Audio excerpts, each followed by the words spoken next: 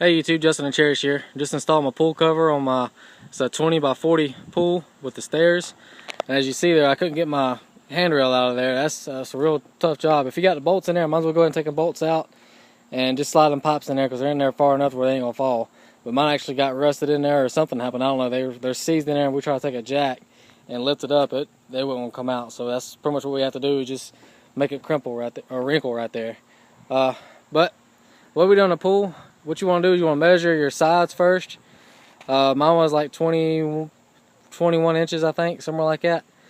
And then measure your tarp, your pool cover out, and see what kind of difference you got. Then you just want to make them equal on both sides.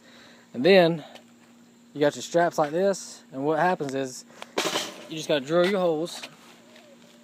And this is the bit we used. You see there, we got to use the 3/4 bit, and just use the regular old hammer drill and make sure it's got the little, if you get the bit, make sure it's got the grooves, like you see in that picture right there, to where it has a good hold to it. But use a hammer drill, you can drill them holes a lot faster in the concrete. Just like you see there. But the way we done ours, we just stretch the straps across. Once you got your pool cover equal on both sides, drill your hole on the very end, and then just put a strap through it and hook it to it. As you see there, all the way down through there. And we also use these buckets. I had a bucket full of rocks, and I had a couple buckets full of water that we used on these corners to help hold the cover across, to where we can get our measurements and stuff. Try to get it equal as much as we can.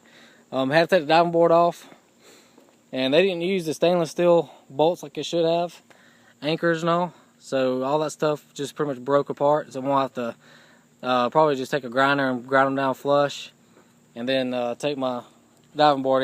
Probably gonna have to move it back since that cover bolt's in the way.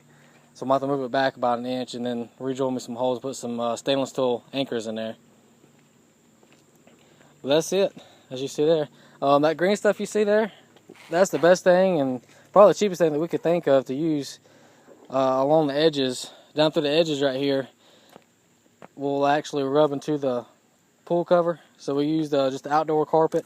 It was, I think, like 50 cents a square foot, or per linear foot, something like that. But it was cheaper. I didn't pay but like 50 bucks, and I got 10 12-foot long pieces, and it done me all the way around, and I had a little bit extra left over. But that's what you want to use along the sides. That way your pool cover lasts a lot longer and it won't tear as the wind blowing. Another good idea too, get you some anti-seize and put in your bolts. Now we don't have to worry about it seizing up, rusting, or anything like any kind of corrosion get off down there, especially as being brass.